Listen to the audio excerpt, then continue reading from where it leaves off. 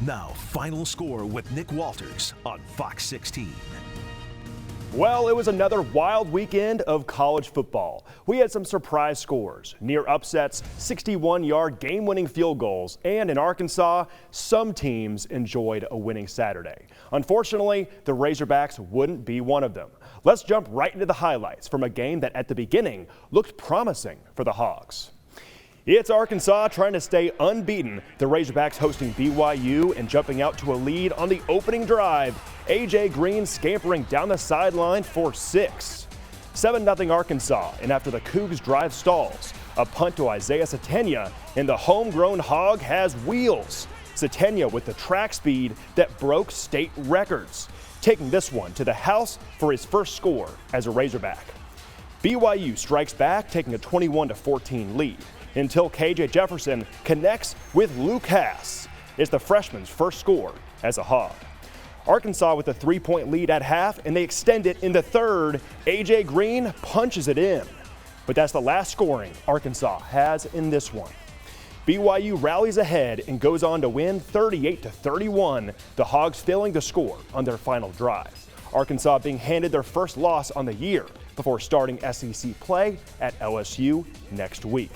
Sam Pittman knows his team has things to clean up before going to Death Valley. They took care of the ball a little bit better than us, and they certainly were better in the penalty area. And I want to give them credit. They played a good football game, and we've got a lot of things to clean up. They exposed us a little bit with their pass rush, and not necessarily bringing extra, just with their ends. And certainly the penalties, we've got to get a handle on that. We tried to get things going again, and we got a little bit of a tempo, but we just kept making – it was just too many mistakes on our end of the ball. I mean, like AJ said, I feel like we made a lot of mistakes, and, you know, in football, stuff isn't always going to go your way, and today it just didn't go our way. You know, they capitalized off our mistakes, and, you know, kudos to them for that. Meanwhile, over in Jonesboro, Butch Jones and the Red Wolves look to right the ship and get their first win on the year. A-State takes the early lead over Stony Brook and wouldn't look back. Fordyce native Jaquez Cross totes it 66 yards for the score. A-State rolls to a 31-7 win, moving to 1-2 on the year. Next up, they're back at home against Southern Miss. Okay, over in Pine Bluff on Saturday, we had Golden Lions taking on Golden Bears. UAPB looks for their first win in a home debut against Miles College. We were there for the highlights. It's not just the home opener at UAPB, but it kicks off a new era. Alonzo Hampton making his home debut as Golden Lions head coach. Pine Bluff making coach happy early on. On their first drive, Jalen Macon rolls out, fires, hitting Claude Coleman in the corner of the end zone. The Lions roar to a 7-0 lead. Miles going for it on a 4th down, and they'd be denied. The drop forcing a turnover on downs. After penalties drove them back, UAPB has it on a 3rd down and a mile. Makai Hagan throwing on the run, finding Kenji Lewis, who puts a defender on skates, cutting back, and watch out. It's a foot race, and nobody's catching Lewis. The Golden Lion leaves the Bears in the dust, and just like that, it's PB up 14-0. Pine Bluff faithful loves what they're seeing, and through the first half, the Lions defense locks things down. Kendarius Clark is there for the sack. Still 14-0 late in the second, and here comes the pass rush. Khalil Arnold knocks the ball out, bear crawls, and jumps on the Bears fumble. A heads-up hustle play as UAPB ends up hitting halftime with that same 14-0 lead. Now, Miles would make this one competitive in the second half, but UAPB holds on in the end to win 21-20. Alonzo Hampton is victorious in his first home game as head coach. The Golden Lions are back on the road next week at Alabama A&M. But not the same kind of luck for UCA, coming up short on their road trip. The Bears visited FCS powerhouse North Dakota State on Saturday and lost 49-31. UCA falls to 1-2 on the year. They're back on the stripes next week against Abilene Christian. Okay, that's a wrap on your D1 college football scores. After the break, let's talk some high school football. We're going to have highlights from a thriller between Benton and Catholic, and we'll bring in Dudley Dawson for his breakdown. You're watching Final Score on Fox 16. Well, most high school teams are now hitting conference play, and we already had a showdown in 6A East. Little Rock Catholic was first place last year. Benton was second. On Friday night, the Panthers and Rockets went toe-to-toe in a game that can impact playoffs come November. Well, this is what you call a consequential 6A East matchup. Last year, Catholic handed Benton their only conference loss on the year, and the Rockets would stay unbeaten for a conference title. So who would take one big step towards a 6A East crown? Razorbacks commit Braylon Russell back in action tonight after a high ankle sprain kept the Benton running back out since the Salt Bowl. But it'd be the Rockets that lift off from the get-go. Jackson England lofts it up for Cody Fogelman, who's shoved out of bounds. And this thing turns into a track meet early on. England lets it fly for the end zone. Thomas Duke mosses the defender, staying in bounds for the touchdown snag. Catholic up 7-0, and after the Panthers' opening drive stalls, England drops back and floats it for the sideline.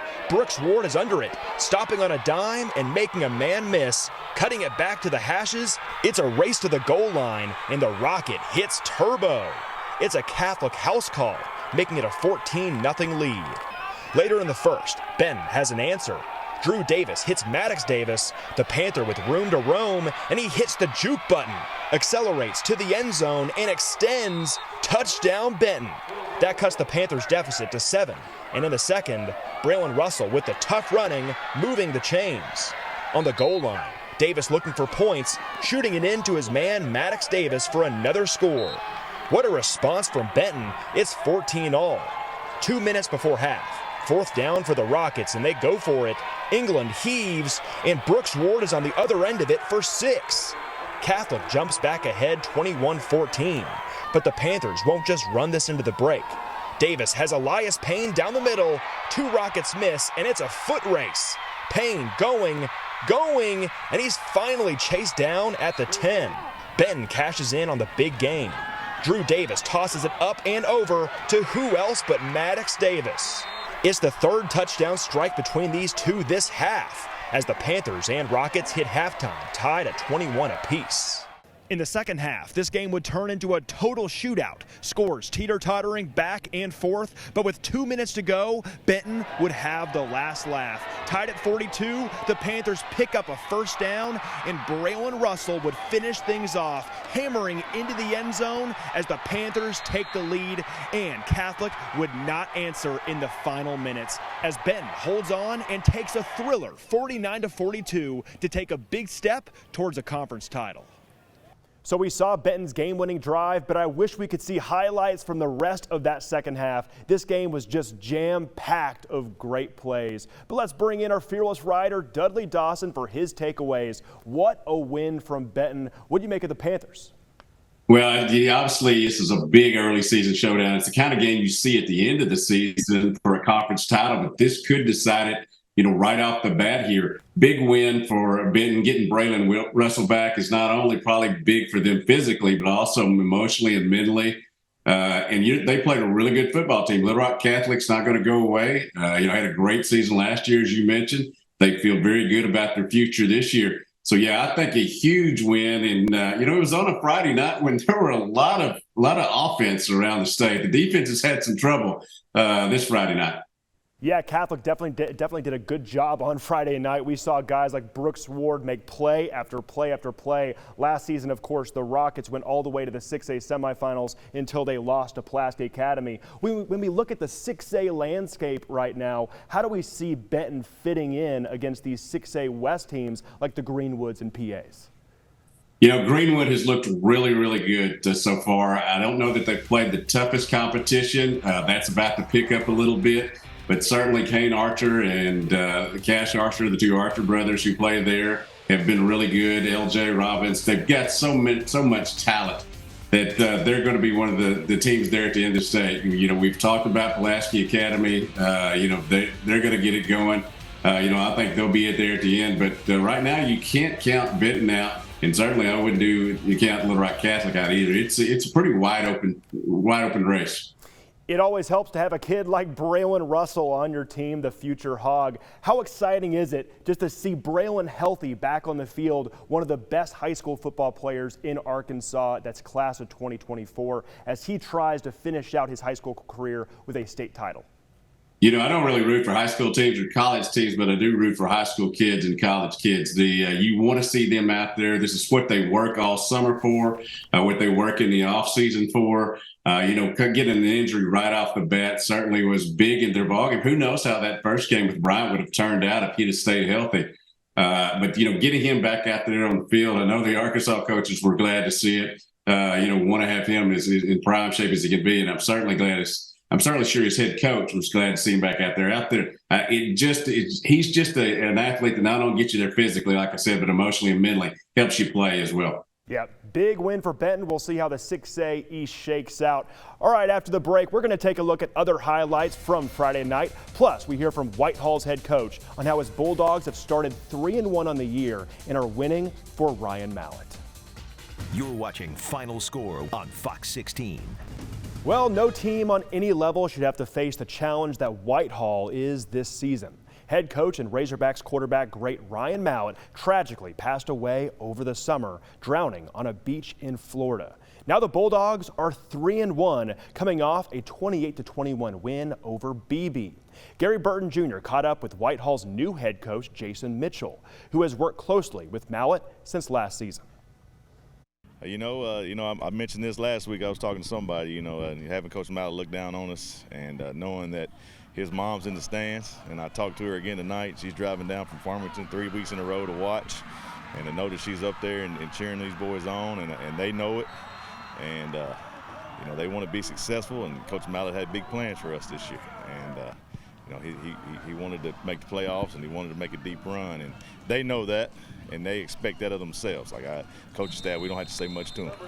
They work their butts off. So, but, I just try to be myself, Gary.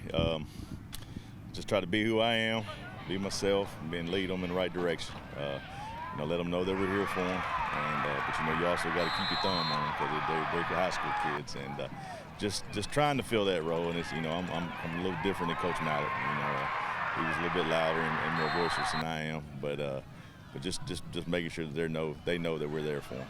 As long as the kids are playing hard like they are and fighting, I can't say much to them as long as they're fighting real good. What an incredible storyline this year in Arkansas high school football thus far. An inspiring one as the Bulldogs play for Ryan Mallett. Let's bring in our fearless writer, Dudley Dawson, to get his thoughts so far on Whitehall starting 3-1.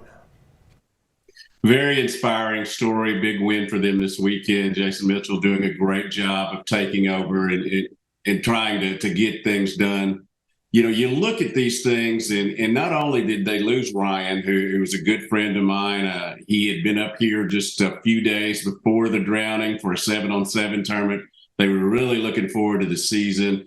Jaden Smith, 250 yards rushing on Friday night, kind of an emotional leader for them. A bunch of those guys came up here for Ryan's funeral. It was very sad, but you could see he had made a difference in their lives, not only on the field, but off the field. And you just got to give them so much credit for not only fighting through the tragedy of losing Ryan, but losing some classmates as well.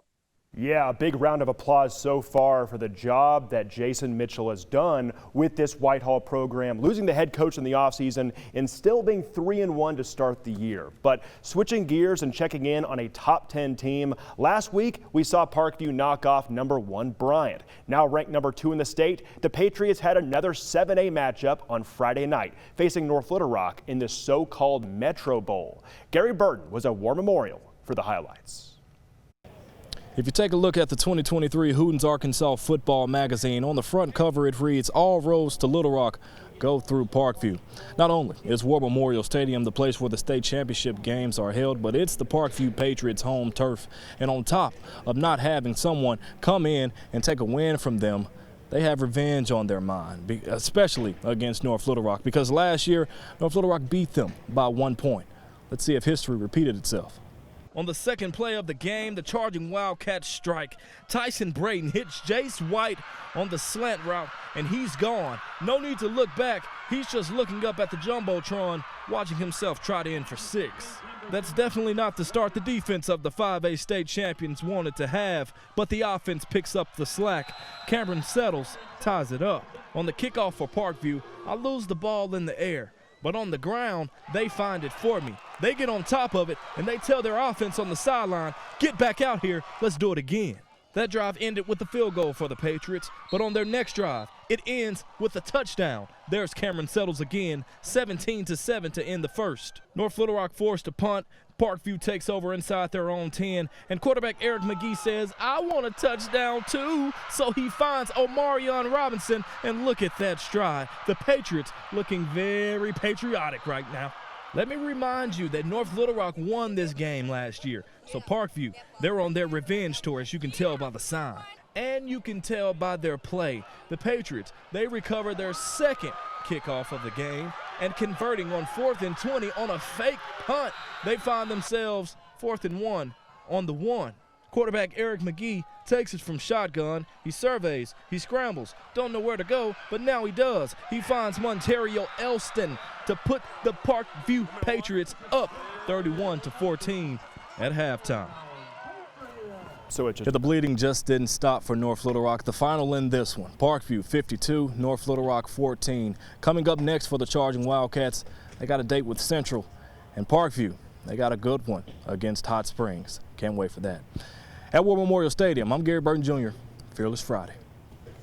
All right, let's bring back in Dudley Dawson for his thoughts on these Patriots. So last week, Parkview shocks the state with that win over Bryant, and then they back it right up with a dominant win over North Little Rock.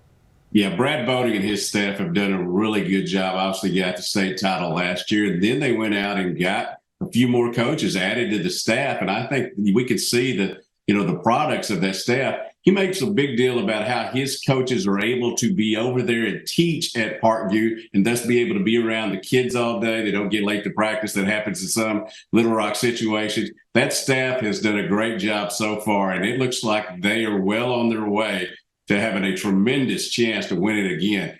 Not to mention they have great players and guys that are making big plays. And they filled in a lot of holes. They lost some guys, but have found guys that have stepped up and been able to come through in clutch situations.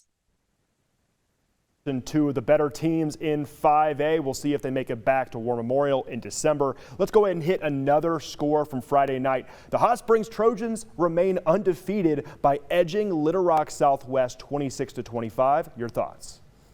Got to give both coaches credit. Daryl Patton is turning Little Rock Southwest around. He's done a really good job. I know it's been tough over there, but his numbers look good now. And certainly he had Hot Springs on the ropes the other night, but a big onside kick, a touchdown, and Hot Springs was able to pull it out. Daryl Burnett has really revitalized that program, and you can tell that they're going to be right there with the other teams that we mentioned earlier in the show when the end comes along. They have a great receiving core and have really shored up a lot of places in that program. So we're entering week 4 of the high school football season now. Real quick, Dudley, is there a game this week that you're really looking forward to seeing? Fayetteville and Bentonville West. Fayetteville has had a great early season. Drake Lindsay has done a really good job at quarterback for them. Their defense is turnover happy, has been able to pick up those turnovers, but Bentonville West is going to be a challenge. We'll see how maybe good Fayetteville is this weekend. All right, thanks, Dudley. You bet. More Final Score right after this. You're watching Final Score on Fox 16. All right, the Little Rock Touchdown Club meets in downtown Little Rock every week through the fall, and there's been plenty of big names as guests. This past Monday, it was a Dallas Cowboys great, Tony Dorsett. Hear how the Hall of Famer overcame a small stature to accomplish huge feats. Tony Dorsett here. A week after Peyton Manning graced the stage at the Little Rock Touchdown Club, on Monday, another NFL legend would follow suit. Heisman Trophy winner and Dallas Cowboys running back great Tony Dorsett spoke in downtown Little Rock, touching on all sort of topics, like his beginnings defying the odds as an undersized back. We had to go out, obviously get weighed and this, that, and the other, and so I would put rocks in my pockets, so I could make the weight, and fortunately for me, it worked. I when I went to Pitt, I was 155 pounds, soaking wet. And everybody thought that, and when Coach them saw me, they were like, that's him? you know, this little guy, this little tiny guy. But I said, and my whole theme was, I'm a thin piece of leather, but I'm well put together. The youngest of 5 brothers who were also all-state running backs, TD had a high bar to live up to going into Pitt and had his fair share of doubters. You're going to be the worst Dorset of them all. You're not going to do this, you're not going to do that. And it motivated me. I said, hey, well, I'll show you. And show them he did. Dorsett would be an All-American in all of his 4 seasons as a Pitt Panther, winning the Heisman Trophy and the national championship in 1976. Going on to set Cowboys rushing records, he'd become one of just a few players all time to have won the Heisman, the Natty, the Super Bowl, and be inducted into both the College and Pro Football Hall of Fames. They're all exceptional awards, and for me, being considered the best, when I went to college, everybody thought I was just going to be too small to play major college football or do this, and little things make big things happen. To do what I was able to get accomplished means a lot to me. Well, tomorrow, Arkansas Athletic Director Hunter Yurachek will be the guest at the Little Rock Touchdown Club. You can hear from him that night on Fox 16 News at 9. We're looking forward to it, but that'll do it for us tonight on Final Score. Make sure to stick around for In Depth with Graham Bensinger. We appreciate you joining us tonight. Thanks to the hardworking men and women in the studio and in the booth who help make this show possible. We'll see you next week on Final Score.